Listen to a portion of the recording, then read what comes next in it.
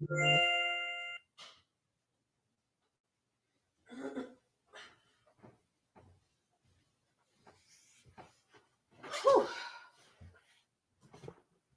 Oh wow. Hey y'all. I I had no idea you guys are gonna be popping in early. I thought I was gonna be here by myself for a little bit. So hey, how you doing? New here. Have you ever done this education group? Member. How are y'all doing? Happy Monday. I had a busy day today. So before I get started, I'm gonna see or rather give people the opportunity to join because I know a lot of people was interested in reviewing not loan documents, but real estate closing documents. So while I'm waiting, you guys can chit chat with me or amongst each other. I have a appointment in the morning, so I'm going to prepare my documents while I'm waiting for you guys to get on.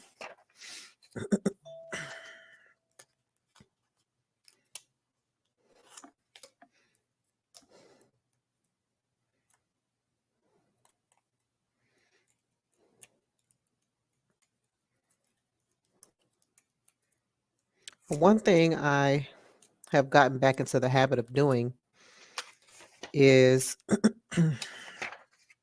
adding flag tabs back to my documents because as of late, I have been making some very silly mistakes. And, ooh, a little fly. It's not that I have been forgetting to notarize documents or anything, because that's a big thing. But I have been like forgetting to check a box in the notarial certificate or have the person fill out their emergency contact information. What was another one that I missed?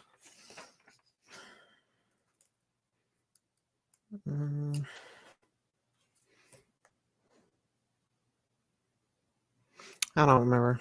It wasn't anything big. Oh, so and this isn't anything that you're going to come across on a regular basis. I missed, which I didn't know they wanted done, so I didn't really miss it. But it was that it was a statement that they wanted the signer to write out. In this, they wanted them to repeat the statement that says, "I speak and understand English fluently." And then they wanted him to write that statement, and they weren't happy that I didn't have him write it. And I'm like, I didn't really know you wanted him to. Oh, and I had another one where the mortgage had witness lines on it, but the company did not want witnesses to sign the mortgage, even though it had mortgage lines on it. So, yeah. So it's really not so much as me making omissions on the documents, but also just making sure to print out the instructions provided to you by the party who hired you so that you know if there's anything extra that they want you to do that you wouldn't normally do. I remember I had a sign in where they wanted the signer to initial every page. Even though the documents didn't have initial lines, they wanted them to initial every page. So, had I not printed out those instructions, I wouldn't have remembered to do that. So, yeah. Documents all flagged. Won't be making no omissions. Because let me tell y'all, I had a signing in Pembroke Pines on Thursday of last week, and I was going through the documents. It was a refinance. I was going through the documents, and I went through those documents 3 times, and I still failed to see that the second copy of the closing disclosure was not signed. We signed the first copy, we didn't sign the second copy. So I was like, how the heck did I forget that? So It was a late night signing, so it wasn't like I could go to FedEx anyway. So I went ahead and called the signers. They didn't answer. So I texted them and let them know that I needed to revisit them because the second copy of the closing disclosure, we forgot to sign it. And, those type of things happen. We're human. You just don't want them to happen too often. So when I let them know that I did miss this and that I already scheduled time to meet back up with the signers, they were like, okay, just let us know when you get it done and let us know when you drop them off. So they were pretty understanding about it. But yeah. Let me see. Barbara Heim says, sounds like you need to be a mind reader. Well, you know what, Barbara? They do give you instructions. A lot of companies will give you instructions. So that was on me. I took full responsibility for that. Had I read, you read the instructions so that okay, even though this mortgage has witness lines, don't sign it as a witness. Don't sign the witness lines. They did not want the mortgage witness. That's what it said on the instructions. So they told me like, hey, you failed to follow instruction number 2 or number 2 of the instructions. And I'm like, what? And I read the instructions. I'm like, oh. And that was my fault because I've done so many signs for them. They always send the same instructions. And so I always never read them, but I need to because in any time they could put something in there that I need to know. So, excuse me, moving forward for that specific company, I'm going to make sure I print the instructions out anyway. Just print them out and take them because what happens is I'll have multiple appointments in a day. So I'm not going to remember every specific instruction or quirk for every company that I work for. So I just print the instructions out, include it with the documents so I can read it at the table when I'm there. So that's what I did today and Friday. Because having to drive back to Pembroke Pines, it was not close. So let me tell you, I was so mad at myself, And I couldn't have them meet me because they work all the way in Coral Gables. So I wasn't going to drive that far either. So I was like, oh, forget it. So yeah, Barbara. Sometimes. Hi, Jay. I also got a comment on one of my videos and they made a very valid point. The person said, I really enjoy your material and your trainings, but I would really like for you to read the questions aloud or show us the questions that you're answering. And I thought that you guys could see the questions in the chat. So that will be my fault. So from now on, I'm going to make sure, because I do have the capability to share the comments that you guys leave in the chat, I'll make sure to share it and then answer the question. That way you guys know what I'm talking about, so I apologize for that for the person who's watching, who made the comment, and if you're watching. Hello, Jay. Hello, Stephanie. Hello, Barbara. Hello, Nicole. Let me see anybody else here. All right. I got 7 people watching, so let's go ahead and get started with the reviewing of the documents. Now, I wanted to add a disclaimer because I had a young lady. She was a little confused about me saying that I was going to be reviewing the closing documents. And what you guys may not know, if you're not doing closings right now, is that there are certain types of documents that are federally required and not specifically state required. Now, the title company, lenders, they're going to put state specific documents in the closing, but there are federal documents, excuse me, that are a part of the closing, and they all serve the same purpose no matter what state you are in. Okay, so the documents that I'm going to review are those type of documents. I'm not going to review any lender or title specific documents with you because those can vary by state. Okay, but I'm going to review those documents that need to be included in a closing that are federal. Okay, Let me put this away. I got to put this in my notary bag because my closing is early in the morning, earlier than what I would like to go, but I accepted it. Let me go ahead and share my screen. I'm going to review the documents, and I'm going to give you guys the opportunity to ask me questions about each document. Okay. I'm not going to just go through all of them. And then I'm going to ask you some questions afterwards because I want to know that you're paying attention and that you're not just watching me because you have nothing else to do. All right. Let me go ahead and share my screen.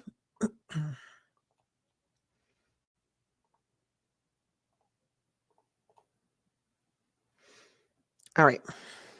Now, let me also tell you guys, as notary signing agents, okay, when you facilitate a closing, it is not your job to explain the why about any of these documents, okay? We do not need to go in there being a human dictionary. Our job is not to know why these documents exist for the customer, why these numbers are the way they are, and so forth, okay? Our only job is to identify the document that they're signing. Okay. You don't just throw a piece of paper in front of somebody and say, sign here, and you don't tell them what they're signing. All right. And so many notaries, they get scared thinking they got to go to the table and they got to know the definition of every single document that they're presenting to the customer. That is not the case. If your signer has any questions about the documents, if the answer is evident, you can point to the answer. You can read the answer to them off of the document, but we can never explain to them why this is the way it is because we didn't draft the documents. When I do closings, sometimes I'll have um, a person from the title company present. I'll have a realtor, a real estate agent, loan officers have been present while I've done closings for their customers. And what they will tell you verbatim is they very much frown upon notaries who try to explain the documents that they prepared to their signers because it confuses them. Okay. So your job is not to go in there explaining why these documents are what the way that they are, why they're drafted like this, why these fees and numbers look like this. That is not our job. You go in there, you verify the identity of the signers, you make sure that they're willing and aware of what's going on, and you have them sign the documents after you identify each page that they're signing. Does anybody have any questions about that before I begin? Because I want to know that you guys understand that. I do not want you to be at a table trying to explain more than what you need to and making the people who hired you mad or confusing your signers. Because if your signers are confused, they're going to call. And then the person is going to get on the phone with you and say, what are you doing? You're supposed to just be there watching my people sign these documents. Do not confuse them. You didn't draft the documents. Anybody have any questions about that? Anybody have any experiences they want to share about that? Anything you want to add?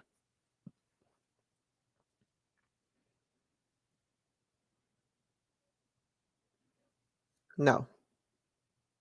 Nobody got any questions? All right. We're going to get started. All right. So the first document that you see here is the closing disclosure. And I'm going to be looking this way because my second screen is over here. All right. So you're looking at the closing disclosure.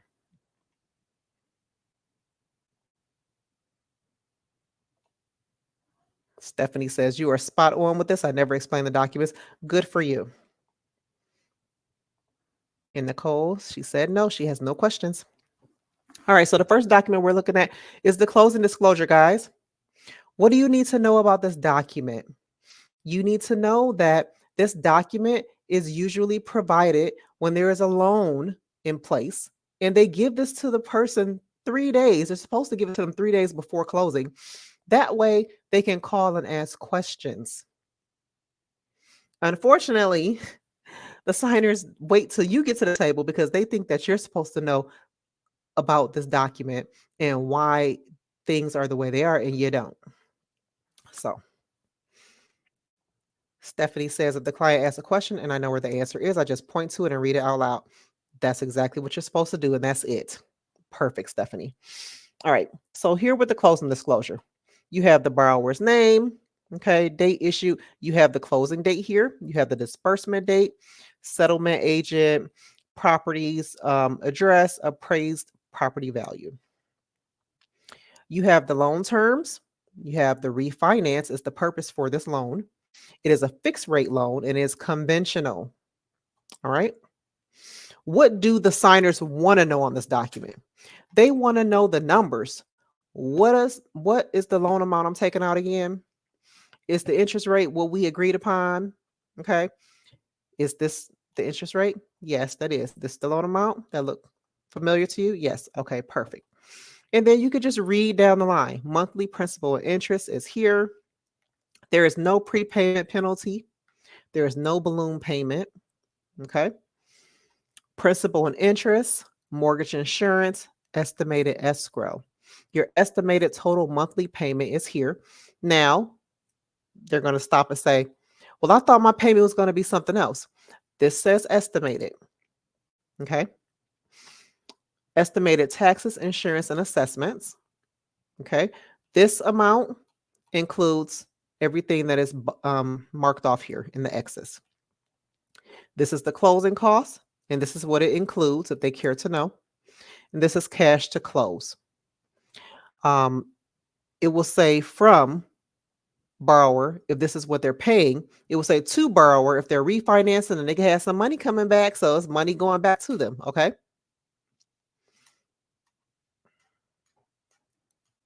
This also goes over other fees included in the transaction. Do you need to read these? No. If they ask you to, sure. Okay, and we're going to keep going down. I'm going to keep going. And you see this here? This is what I missed. This is what I missed them signing. If you're going through this really quick, that can happen. There were 2 copies because they were doing a refinance and I missed it. Okay, so don't miss the signatures. I'm going to go back up to the closing disclosure. First page. Do we have any questions about this? You see how quickly I went through the document? I didn't really explain anything. I just read out loud what was already there. Anything that I told them is present on the document. It wasn't anything that I came up with off the top of my head or anything. Okay. Okay. Thank you, Jay. Good. Jay has no questions. Anybody else have any questions? This is the closing disclosure. It is given to the signers at least a minimum of 3 days before the closing so that they can review it and ask any questions that they need to. Okay. Some of the questions that they may ask you, the answers may be on this page. I just read the first page. I don't even read the second page, Barbara. Let me share the question first. I'm sorry. Barbara says, so you just read the first 2 pages. I go over the first page with them, Barbara, because the first page has the important information on it that they want to know. Okay. If you look at the second page doesn't have anything that they're interested in. Okay.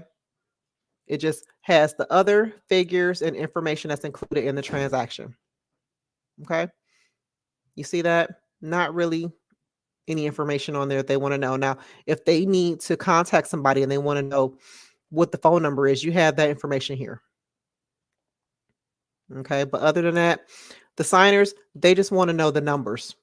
Do the numbers match what they said it would be? Okay. Anybody else have questions about the closing disclosure? Don't forget, I'm going to ask y'all questions afterwards. Okay. And everybody should know the answer to the questions because I didn't make them hard at all. All right. No more questions about the disclosure. Okay. Let's keep going. Okay. It's about 5 pages long. All right. Next, we have the notice of right to cancel. Okay. Depending on the type of closing, signers have 3 business days to decide, you know what?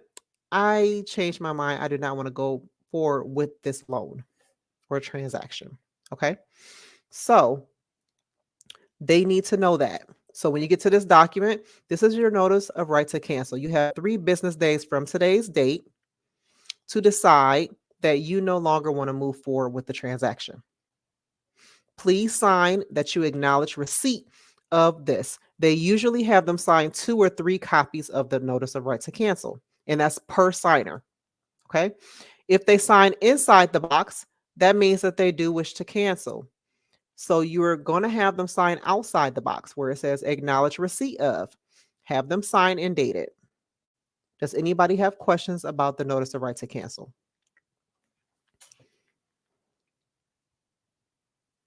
Also, something you need to know. What if this date, oops, sorry. What if this date is incorrect? Oh, it won't let me. Okay. What if this date is incorrect? The date of the transaction, which is March 13th, blah, blah, blah. What if you weren't able to meet with them on that day, but they felt like they didn't have to redraft the documents, so you went and did the signing the next day? You're going to need to correct that date. Okay. So you're going to have the signers, not you. The signers can line through it and put an initial, and you can write, well, you can have them write the date. Okay. So how would you know what the 3 business days is? They have a cheat sheet calendar. Okay. The NNA has it. I print it out every year, and it is the rescission date calendar. Okay. That will let you know what the 3 business days are if your signer asks you. Okay. So it says if you cancel, you must send the invoice no later than midnight of the 16th. Well, if this is the 14th, then that date down there is going to change, right? The signers are supposed to draw through it and initial it and put what the correct date is, not the notary. Anybody have questions about the notice of right to cancel?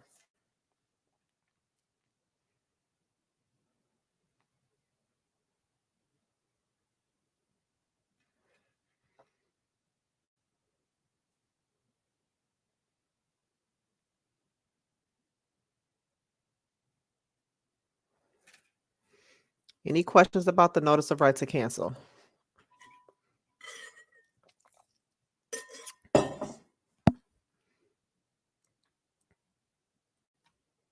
Okay, we're going to move forward. Next, we have the note. What is the note? The note is a promise to pay. All right. If anybody ever applied for loans for school or what is it? FAFSA. Okay, you're going to get a promissory note, right? Well, this is the same thing. Okay, but it's a note for property, real property. It's basically saying the signer promises to pay the amount that they're taking out. Okay, you can point out to them, you promise to pay the loan amount here at the interest rate of this here. Does that look correct? And that's really all you need to do with that. Have them sign. Okay. Anybody have questions about the note? You just identifying and having them sign. Every once in a while, I get a question. They'll be like, when is my last payment date? I just want to know for giggles. You look here, their last payment date is going to be April 2043. Okay. That's 30 years from whatever the date is that they're taking the loan out. You sit and laugh about it, and then they sign a page.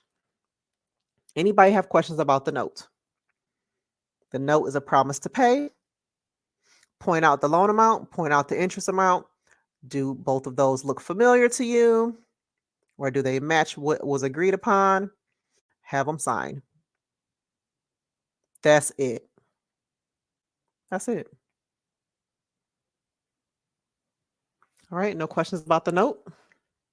We're going to move on. Every so often, I get somebody who want to read it, and you can let them read it. Don't try to rush people, they're signing their lives away here, signing all these documents. Okay. Next, you have the deed of trust. All right. Deed of trust is just showing that because this is a loan, the financial company that's issuing the loan has just as much interest in the loan as you do, and they want to make sure that it's paid. So they have ownership over the deed, and you do too. Once it's paid off, they no longer have that lien. Okay, so the deed of trust is just a lien holder. All right. Do you need to explain it to them? No. Just say this is your deed of trust. Okay. Here, they have a borrower initial line. Don't want to miss that. That is not always the case, but in this particular document, they do want the signers to initial every page. All right. Do you need to explain all this other stuff to them? No, you don't. Tell them this is your deed of trust. It's a lien holder from the financial group on your property along with you until it's paid off. And you, like I said, you don't even have to explain that. I just tell them, here's your deed of trust. If they ask, I can give them a brief explanation like I just told you, but they don't really ask. So have them initial every page.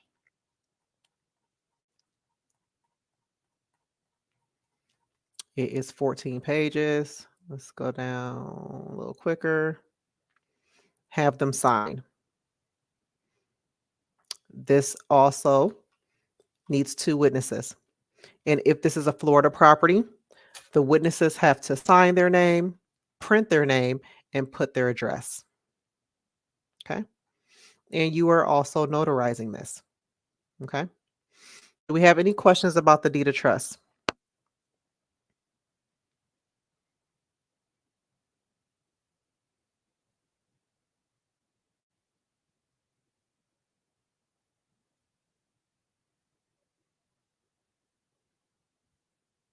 Okay. Now, another thing I wanted to mention was about the certificate. Okay, so many people get stuck. Oh my God, the certificate, it is not compliant for my state. If it's not compliant for your state, you can either one, make it compliant by filling in the information that's needed, or two, adding a loose certificate. It is not hard, guys. All right. The certificate does need to be compliant for whatever state you are in. Can I use the certificate being a Florida notary? I absolutely can. I could just add in any elements that are missing. All right. So for here, I have my venue. I have an area for the date. I have the signer's name. This is an acknowledgement. But what it is missing is the type of ID that the person produced. So I'm going to need to add that. It has notary signature, type name, seal. Okay. So I'm going to need to add how I identified them here. That's it. Other than that, I can use this certificate as is. Anybody have any questions about that?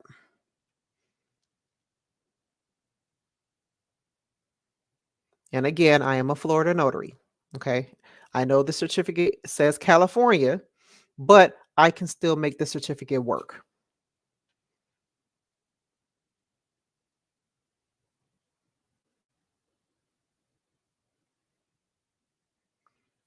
No questions about the certificate for the deed? Yes, it is. Your certificate, remember that you can make any changes you need because it is the notary certificate. You should not be making any changes to the document itself, only the certificate, because that is our document. So if we need to make changes to it or if we need to swap it out for a state compliance certificate, that is our within our right to do in our jurisdiction that we're commissioned. Barbara asks, it's okay to write on that document. So that's what I was answering. Yes, you can. I have a stamp, but for those of you who don't have a stamp, you would simply write it in if that is an element that is required for a certificate in your state. Anybody else have questions about the certificate?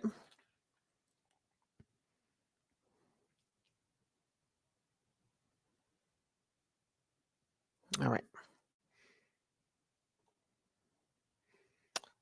Next page, condominium rider.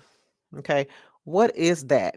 Well, one, it means that there's possibly a homeowner association included in the community where they're purchasing the property.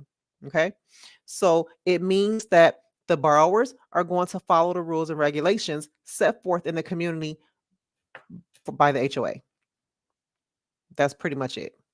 I don't go into all the other detail because they're going to meet with their homeowner association and go over what those rules and regulations are. All right. This rider is attached because the homeowner association has just as much interest in you paying off your loan for your property as the lender. Okay. Do you need to explain that? No. Just tell them what they're signing, condominium rider. And if they ask you what that is, read the document. Just read it. The property includes a unit in together with an undivided interest in the common element of a condominium project known as Oak Creek Condominiums. If the owners association or other entity which acts for the condominium project, the owners association holds title to property for the benefit or use of its members or shareholders. The property also includes borrower's interest in the owners association and the uses, proceeds, and benefits of the borrower's interest. That's it. You literally do not need to explain these documents. And if they ask you questions, you can read the document. Okay. You do not need to be a walking dictionary. Okay. So there's your condominium rider. Does anybody have questions about it?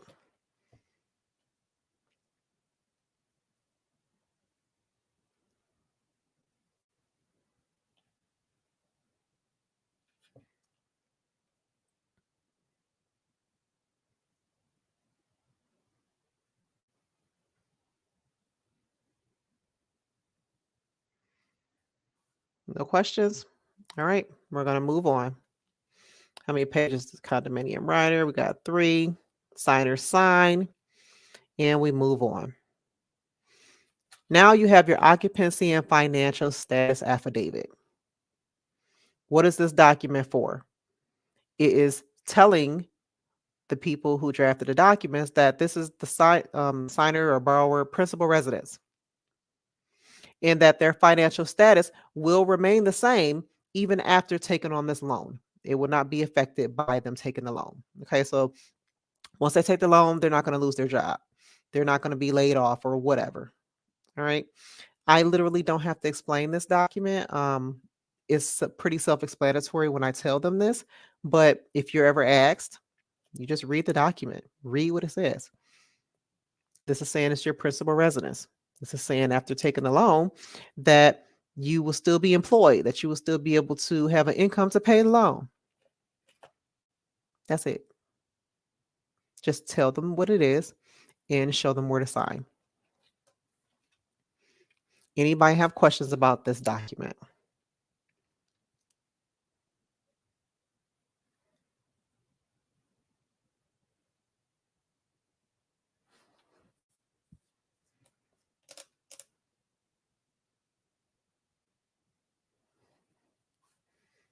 Okay, we're going to keep going.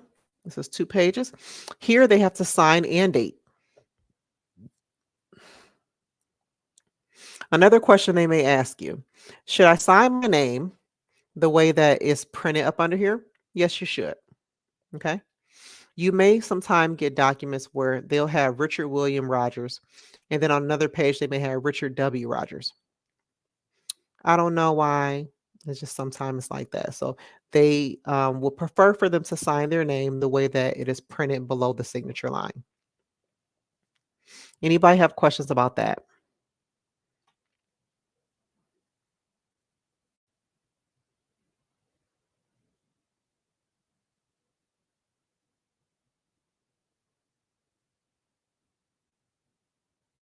No? Okay. Now, here's another certificate that is not compliant for my state. Can I make it compliant for my state? I sure can. Okay. I have my venue. I have a space for my date. I have the signer's name. I have how they appear before me.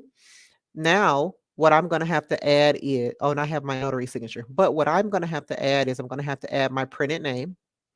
I'm going to have to add how they provided satisfactory evidence to me. Did they produce ID? Was it personal knowledge? Whatever. You need to add that information in. I cannot notarize this as is like this. Anybody have questions about that?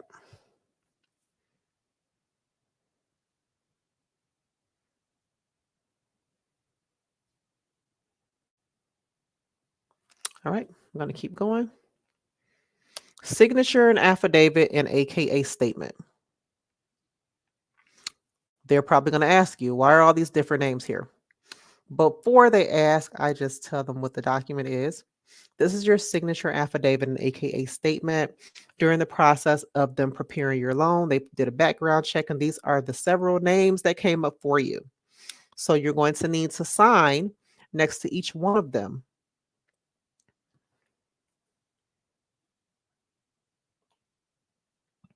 Does that happen often that the affidavit is wrong? Do you mean the certificate? The notary certificate, Barbara?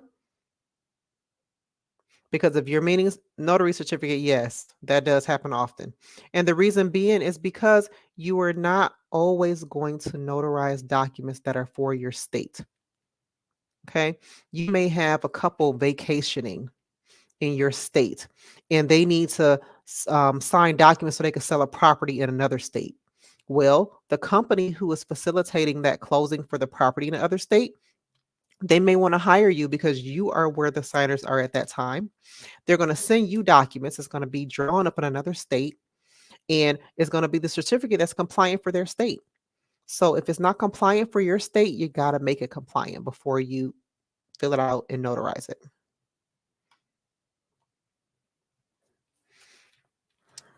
Did that answer your question, Barbara?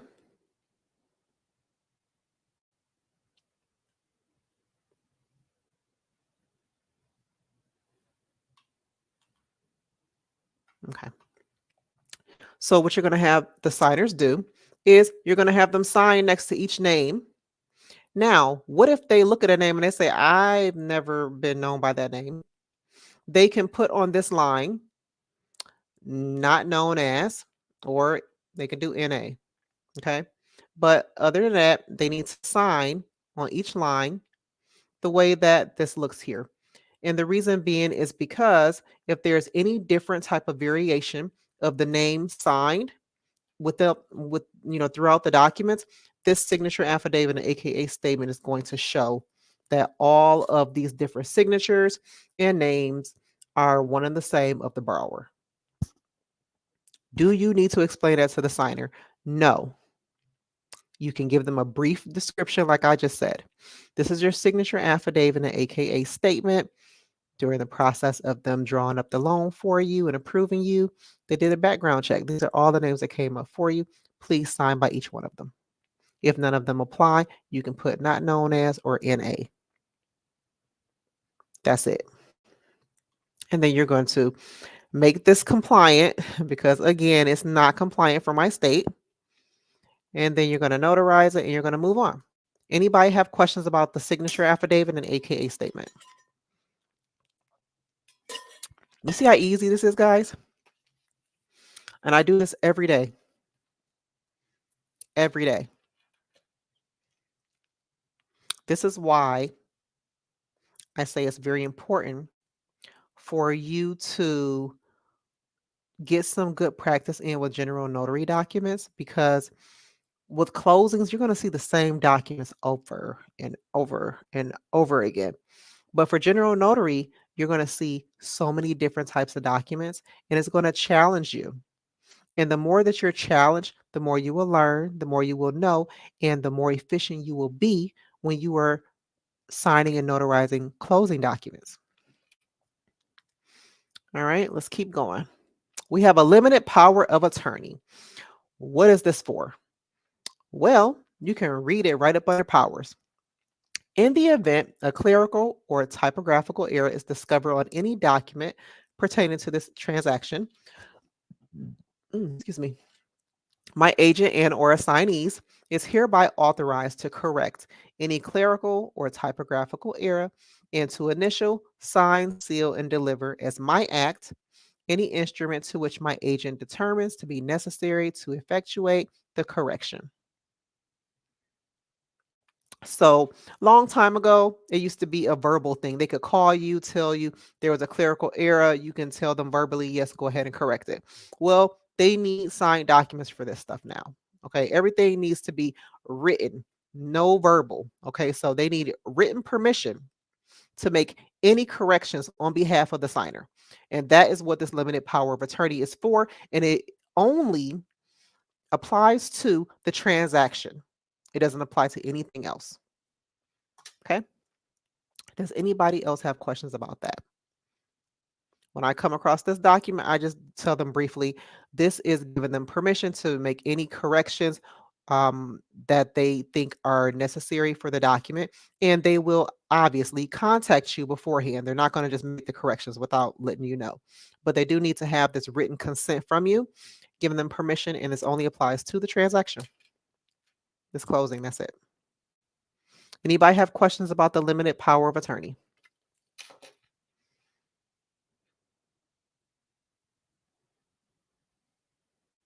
This is like so easy, guys. Like nobody should be fearful about doing this. Okay. And the questions that I'm going to ask you after we review the documents are questions that I get from signers while we're going through the documents. And because I'm familiar with what the documents are and how and where the information is that they're asking, that makes them feel more comfortable. They're like, she knows what she's talking about. She knows what she's doing. When will I know this? How can I find that? Oh, you know what? That's on this, that's on that. Let me go to it. Okay. No questions. Good. It's pretty easy, right? Does this seem intimidating to anybody?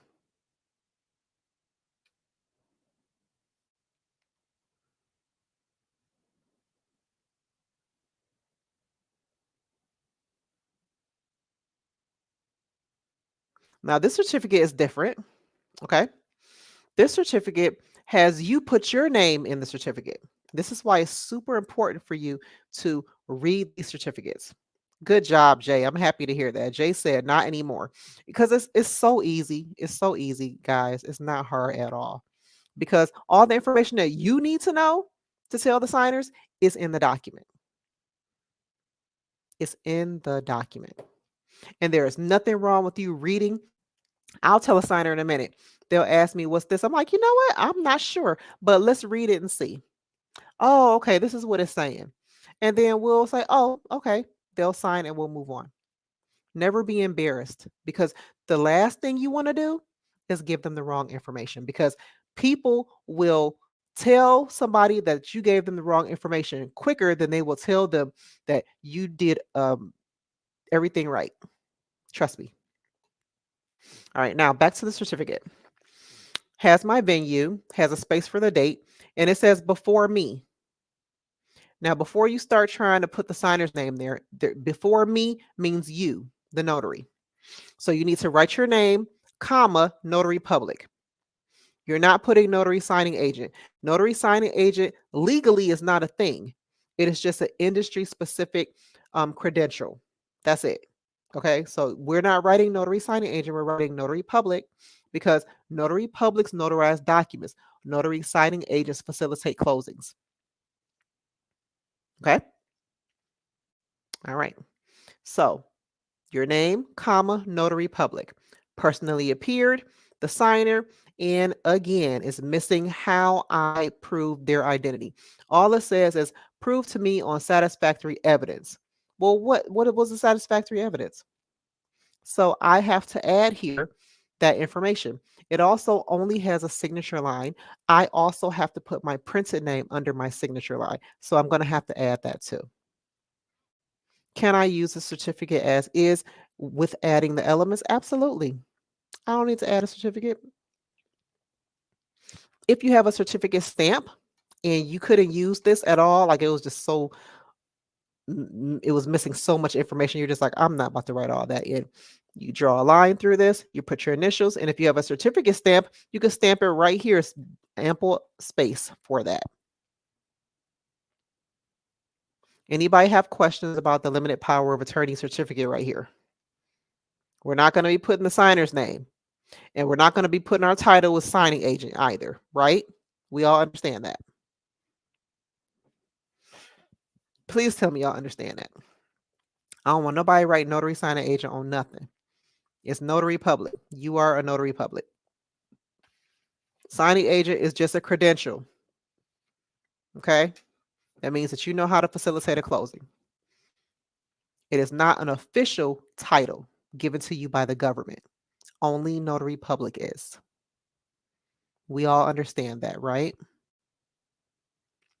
All right, Jay. Good. I love Jay. All right, guys, let's keep on going.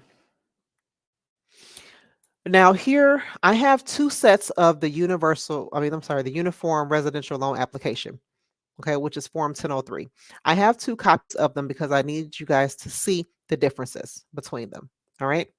So with this refi, this is an FHA type of 1003, all right? The uniform residential loan application, all right?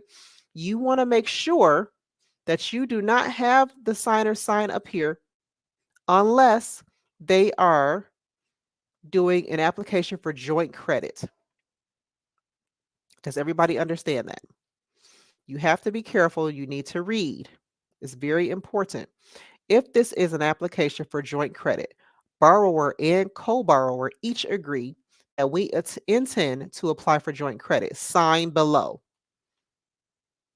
If they are not signing, if they are not applying for joint credit, they are not signing here. Do we understand that?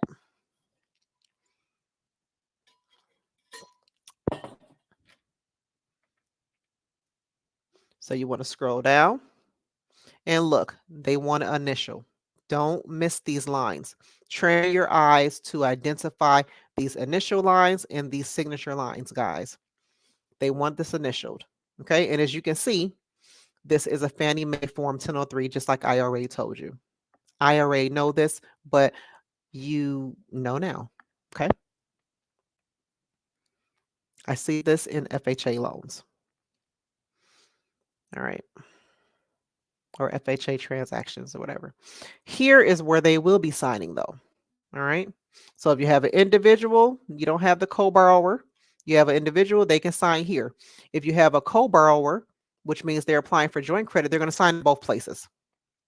They're going to sign at the top and they're going to sign down here as well. Okay. You are not signing here. Okay. If you see loan originator's signature, that is not for you. It tells you who the loan originator is. And if that's not your name, you're not signing. Okay. And they're initialing in. It says additional names under which credit has been received. You're not really worried about that either. And they're signing again. Okay. If it was joint credit, now they've signed 3 places. If it's an individual, they're signing in the 2 places. They're not going to sign at the top.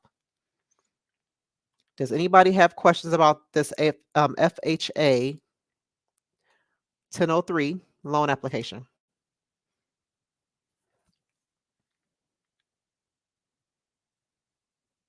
Now I'm going to go down to the most common one. Okay. Because you may not, do that. I've not done a whole lot of FHA signings. I've done some, but not a whole lot. All right, let's go to the second type.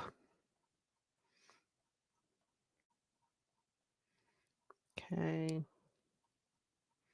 This is the second type of uniform residential loan application, also known the Form 1003, all right, that you may come across. Up here, it's still at the top, but it just looks different. If they are applying for joint credit, it'll tell you total number of borrowers, and this little line there that's empty, it'll say 2, 3, or 4. All right. Their initials are going to need to go here. So you're not having them sign at the top. They're having them initial. If it is not joint credit, we are not having them initial here.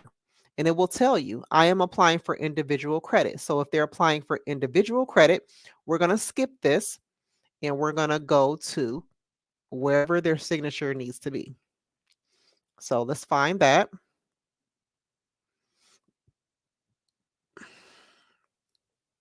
And here you go. Have them sign here. If it is joint credit, then one person's going to sign here, another person's going to sign there. If it's individual credit, we're just having the borrower's signature here. No initials. Joint credit, initials, and signature. Anybody have questions about the application here? Also, too, you're going to come across the loan originator information. You are not signing here. You are not the loan originator. Anybody have questions about the application? Either of the applications that I just showed you. You have two types. You have the FHA one, and then you have the one that is not for FHA.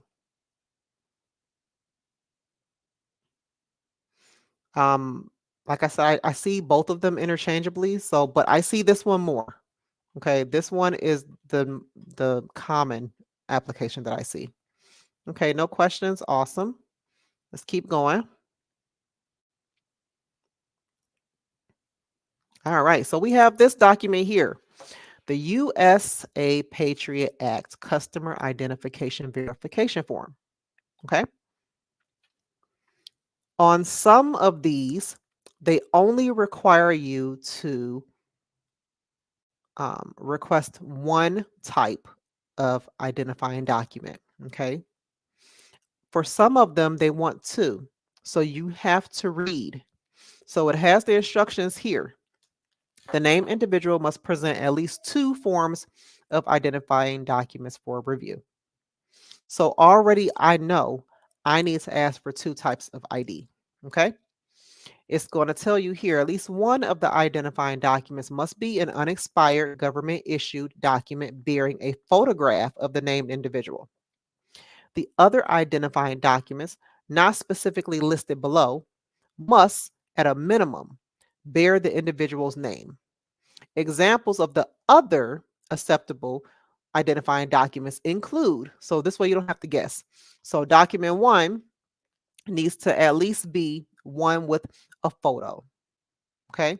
The second one can be a current government issue visa, Medicare card, student identification card, voter registration card, recent property tax or utility bill, most recent W-2 or signed federal or tax return, federal or state tax return, bank statement, proof of car, house, renter's insurance coverage. So you don't have to guess.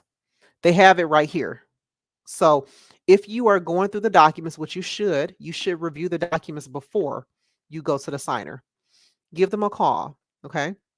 So the first call is going to be you confirming you're meeting with them at the time specified, or if it's TBD, see when is a good time for them. Specify everybody have ID. That's valid, not expired. We're going to be meeting at this address that they gave me. Will all signers be present? Then you get the documents after the fact. Sometimes is what happens. If you get the documents before, you can download them and look at them. Never print the documents before you confirm with the signers that you're meeting with them. If something changes, you're going to be liable for your own print fee. They're not going to give you a print fee for you printing documents out before you even confirm with the signer that you're going to meet them. Okay. Signers may change their mind, something may come up. So you don't want to get caught printing these documents out beforehand. If you get these documents in enough time before you meet with them, give them a call again so that they can have these documents ready for you when you get there. Okay, the worst thing is them trying to scrounge around the house to find these extra documents they didn't even know they needed. Okay, let them know. On one of the forms, it's asking me to request two types of ID from you guys. The first thing they're going to say is, oh, okay, I got my driver's license, social security card. Yeah, so the second type of document can't be the social security card. It has to be one of these up here. Okay. And you can read the list. And that's it. All right. You're going to fill this out. You are not notarizing this. So many people, they say, oh, I had to fill this out and then I had to sign it. And do I have to notarize this? No, no. First of all, you can't notarize your own signature. You're not notarizing this. You're just signing it, stating that you did review the documents that you listed above. Okay. And you're going to put your name. And what is our title? Somebody help me out. What is the title that we are putting on this form?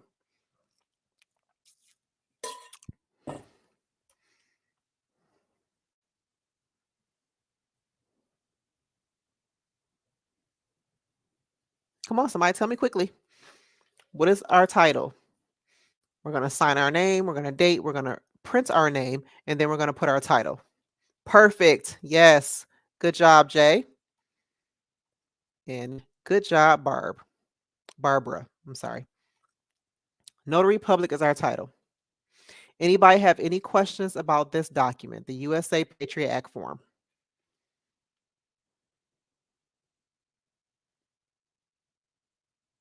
Also, another thing I want to tell you about this form, you got to make sure that you're filling it out for the right person. If you look here, they're going to have the borrower's name and date of birth. So you don't want to be filling it out for Mary Rogers when it says Richard Rogers on here. Okay. Sometimes you'll get this document and it does not have anybody's name printed, so you can put anybody. But if the document already has the pre-printed borrower's name on there, make sure you're putting that borrower's information on the document. Okay. Make sure I tell y'all that before I go off, because I don't want nobody coming in my comments saying, oh, she didn't even say that sometimes the U.S. Patriot Act form is specific to that person. Yeah, no, blah, blah, blah. Okay, so I just told you. Sometimes the borrower name will be printed on here. Pay attention to that. Okay. Any questions about the U.S. Patriot Act form?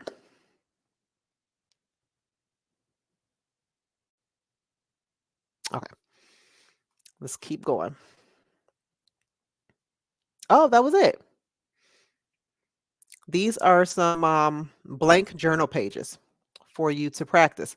So everybody should know that this file I got from NNA, okay, and it is free. You don't have to pay anybody for this, okay? I get so tired of seeing people on Facebook. I could sell you a loan package. Practice with this one. This is free from the NNA. And if you're in the group or if you're following me on YouTube, I did put the file link so that you guys can download this if you like. Download it, print it out, practice filling out the journal page. Okay. Now, I do not, bit my tongue. I do not use a paper journal. I use an electronic journal. It's Jurat ink. So for those of you who are in a state where you can use an electronic journal, I highly recommend it. It's so much easier, guys. So much easier than filling this out by hand. I can't tell you how many times my fingers would cramp up, especially the other day for the refinance I did. I had notarized 11 pages. 11 freaking pages. That's a lot to write. So having an electronic journal, some of the documents, because I do signings all the time, some of the documents are already saved in there. So literally all I have to do is start typing in the first 3 letters of what the title of the document is, and it pops right up. And I just click add, and then it says, who was the person who signed it. And I tick a little bubble saying who signed it. So easy. So easy. If you guys are interested, I have a referral link, okay, where I can get a percentage for referring you. So if you're interested, let me know and I will share my link. But that is it for the closing package. Now I'm going to ask y'all these questions. Before I ask the questions, does anybody have any questions for me? On a scale of 1 to 5, 1 being I'm still confused, or 5 being, oh, I got this. How do you guys feel about facilitating a closing? How you feel about doing these real estate closings now?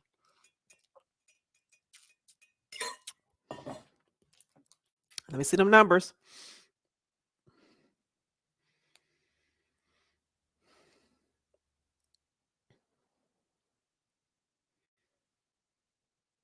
All right. Jay said 5. Jay gonna be doing some closings, y'all. And she's not scared. Oh, you know what? It was one other document I wanted to show you guys. Let me see if I have it. Hold on.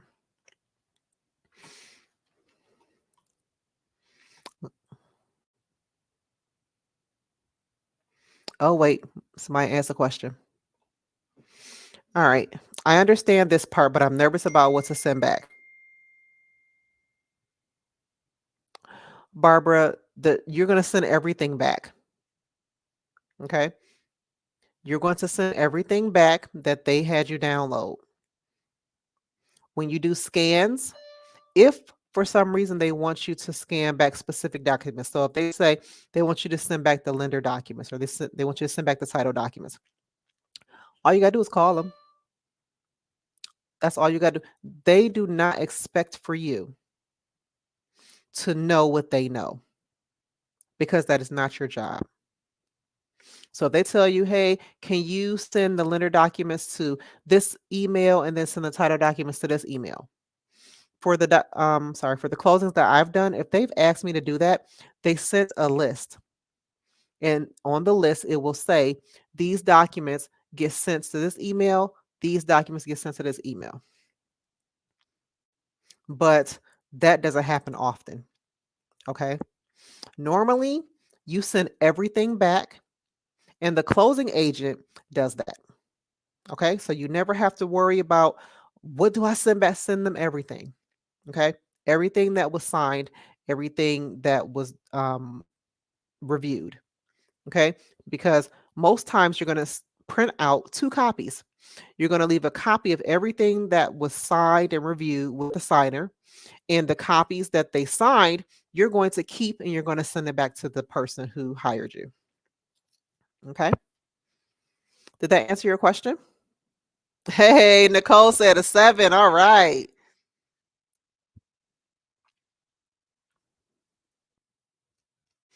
Yeah, I know. I know, Nicole.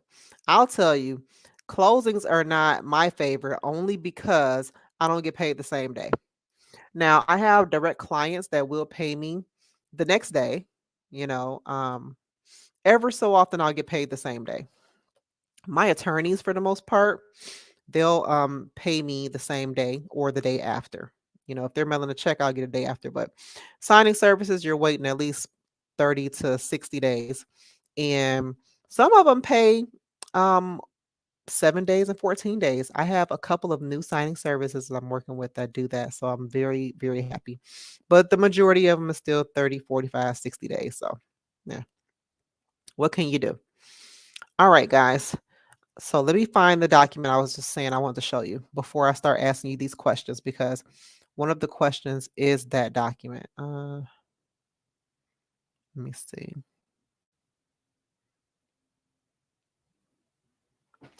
I don't know. Let me see. Let me try to just Google it because I want to show it to you.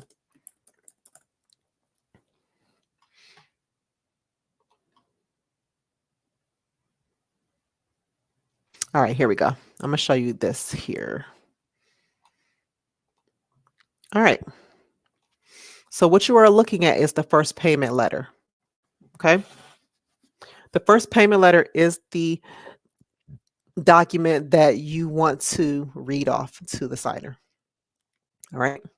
If there's a loan, there's going to be a first payment letter and a note, of course. So here, you're going to tell them this is your first payment letter. Your principal and interest is here. Estimated taxes, hazard insurance, flood insurance, none. Mortgage insurance, city property tax. Total monthly payment will be this amount here. Remember, I showed you in the closing disclosure, it had an estimated monthly payment, which is exactly what I said it is, estimated. But the first payment letter tells them what their true first payment is going to be.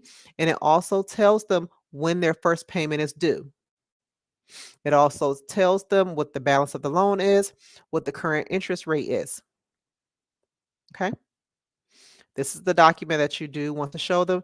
And they also have those payment coupons that nobody ever uses. Anybody have questions about the first payment letter?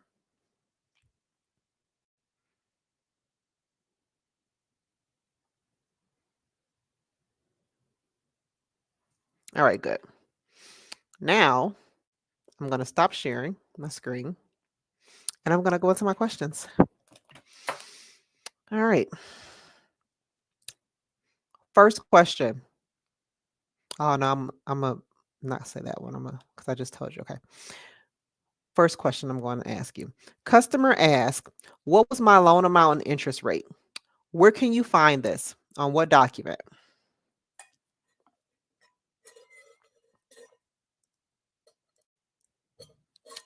Loan amount and interest rate.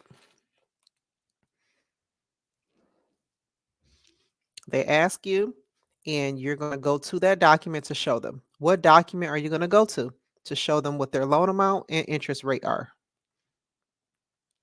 or is? I don't know which one is correct. Perfect.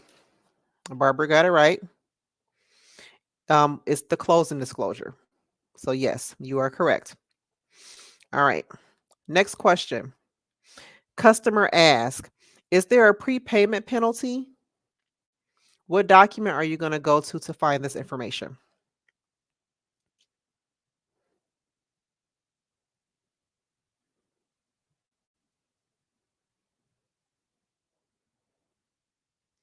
Is there a prepayment penalty? What document do we go to tell them yes or no?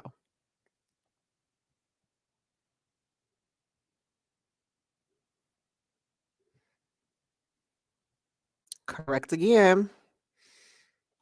Jay, closing disclosure, and Barbara said closing disclosure. Good job, guys.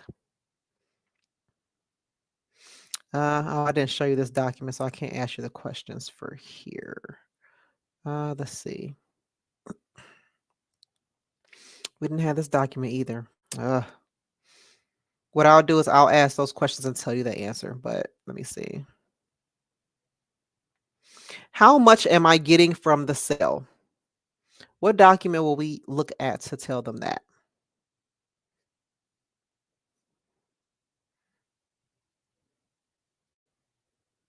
Oh, no, we didn't go over that one either, though. I'll have to show you those documents individually. All right, let's skip that question. Okay, here's one that we did go over. If there are two signers applying for the loan, what document requires both initials for joint credit?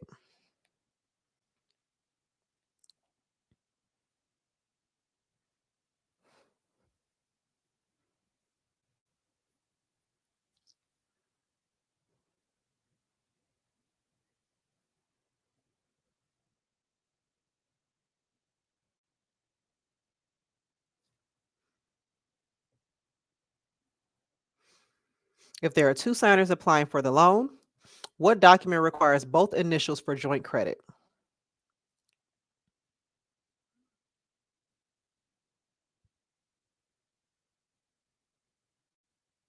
Has two names. You can give me either one, either of them.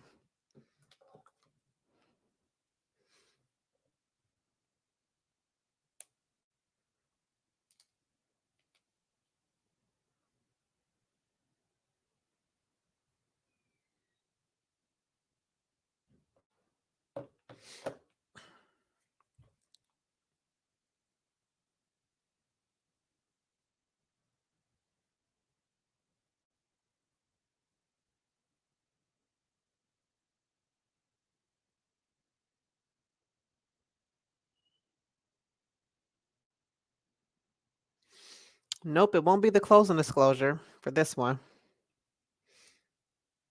If there are two signers applying for the loan, what document requires both initials for joint credit?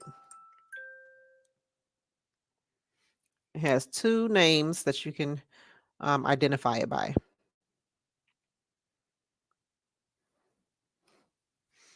Nope, not the note. Remember, it is the uniform residential application or the Form 1003.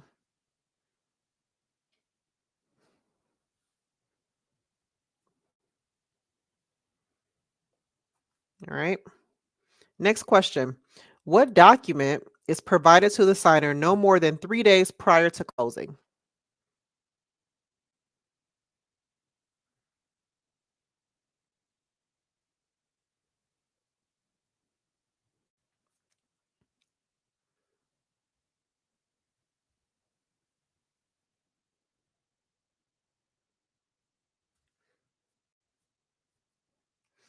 No, Jay, not for that one. This document is not the right to cancel. This document is provided to the signer no more than 3 days prior to closing.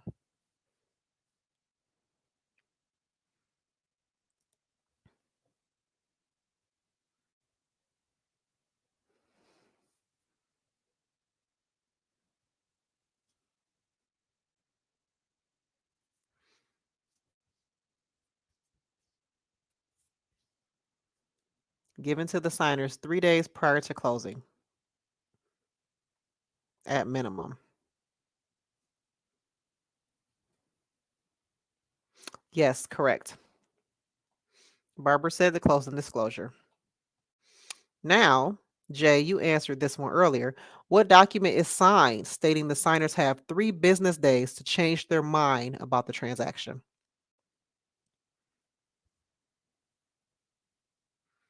They have 3 business days to change their mind about going forward with the loan.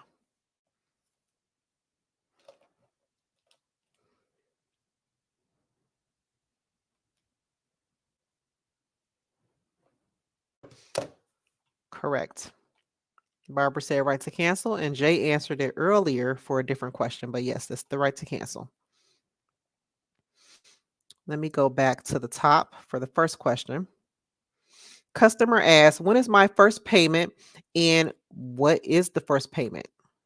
So when is it and what is it? Where are we going to find that answer or information?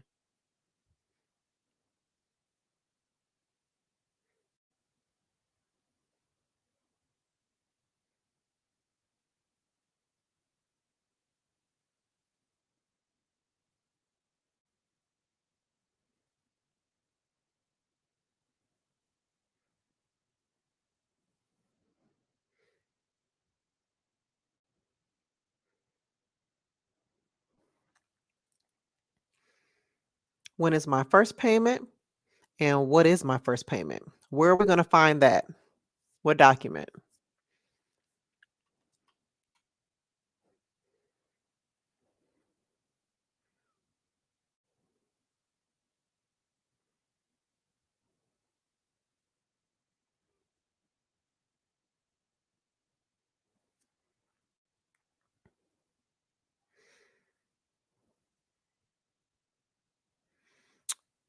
Yes.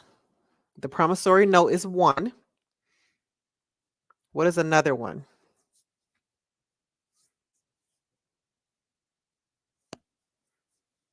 We got one more document. Barbara said the promissory note. It has the keywords in it. When is my first payment and what is my first payment? We'll find that on another document as well.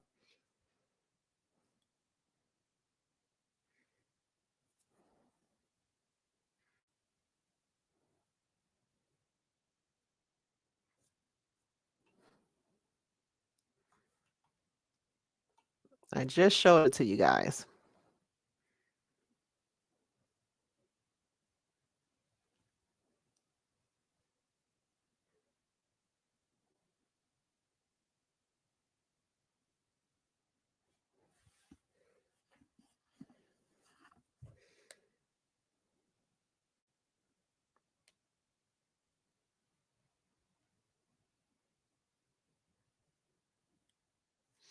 Okay, don't forget it's the first payment letter.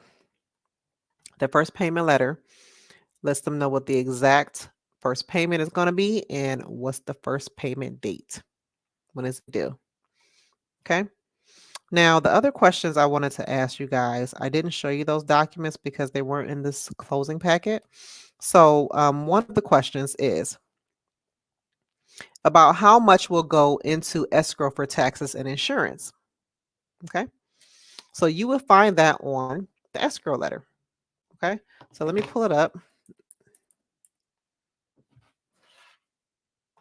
Oops.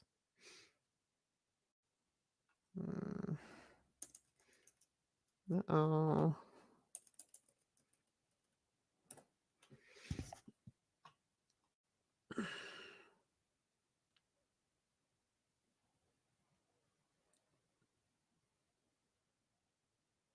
Mm,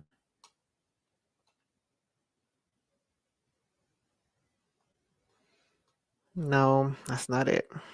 What is it? It's escrow disclosure. I think it's. I want to show you guys how it looks. Although you'll come across it anyway in the document. All right, so I'm going to show you this here. Let me share my screen. All right, so if you look here, it's going to tell them each amount that's going to go into escrow. Okay, it's going to show city tax, hazard insurance, and it's going to tell them what amount goes to what and when. This is the document that you can show them. All right, and you're probably going to go over it anyway in the packet, so they probably won't ask you that question. But if they do beforehand, at least you can go to it, the initial escrow account disclosure statement, and you can let them look at it. Okay. What was another question? Um,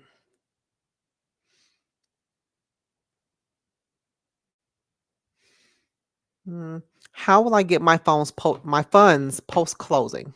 Okay. So within all of the documents, you're going to come across a disbursement instructions letter. Okay. This is the letter or form that they're going to fill out telling the lender after closing or title or whatever how they want their funds sent to them. So the funds are going to be sent to them either by check or a wire. And let me find a copy. Let's find a copy of what that looks like. Is this one? Oh, it's not. I have several downloaded, but I can't show them to you because I don't want to share my signer's information because their information is going to be on the other documents preceding it. Let me see. Just want to find a copy of what it looks like for you guys. I'm not finding it.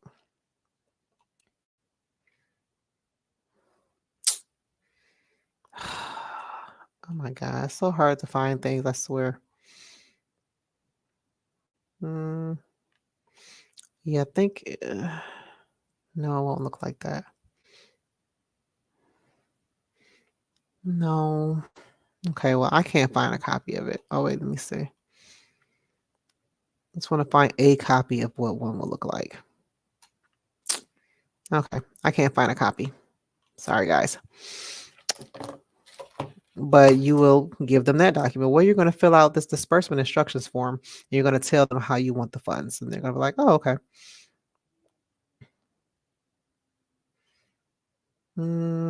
Another document you're going to come across in a lot of sale transactions is a deed.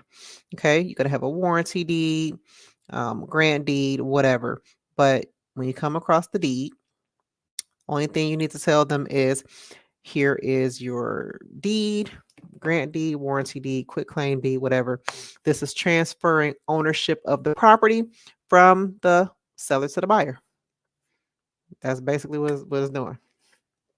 Okay. Transferring property ownership from one person to the other. Okay. However, their name is printed on there is how they're going to take title of the property. So you want to make sure that you have them review that their names are spelled correctly. I've had, I think, just one time where it happened where the lady, when she purchased the home, she didn't check to make sure her name was spelled correctly, and she held title in a wrong name. So when we went to sell the property deed had the name incorrectly, but that's how she had to sell it because it was taken title like that. So yeah, maybe the notary could have caught it, you know, by making sure that the signer reviewed their names that was printed on the deed. But yeah, so always have them check their names. Make sure your names are printed correctly on there. All right, guys, that's it. I am so tired and I have a signing early in the morning. Um, do do you guys have any questions about any of the closing documents that we went over? I have a seller packet that I had marked up really good, and I may go over that with you guys another time, just so you can see a different type because this refinance um, document that the NNA has is kind of missing stuff, but I can see why they put it together because it does have some really important documents on there. But I think it would be best if I showed you guys an actual packet that I had. And like I said, I marked all of the important information off of it. I used it for when I used to teach my general notary course in person. So I will do that with you guys on another day. But please make sure if you have questions, please ask the questions right now. Anybody have any questions about the closing documents that I went over?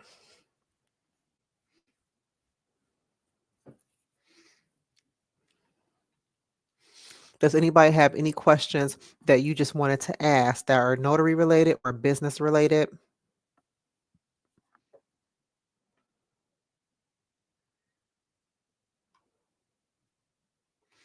All right, then. Well, since you guys have no questions, you guys are free to go. You guys have a good night. And I will talk to you guys again on Monday. This Saturday, you're very welcome, Barbara. You're very welcome. This Saturday, I think I want to go ahead and review another guide in my book. So, for those of you who have been doing the book review with me, this is the book right here. Okay. You can get it on Amazon. You can get the paper back, or you can get Kindle. We have just been reviewing this. Good night, Jay. We've been reviewing the guides. I think we're going to be reviewing the guide where you know how to create a social media marketing ad, I think. So, yeah, I may set that up Saturday to do with you guys. Okay. I will let you know if I do decide to do that. Other than that, you guys have a good night. And I'm about to go to bed. Good night, guys. Bye.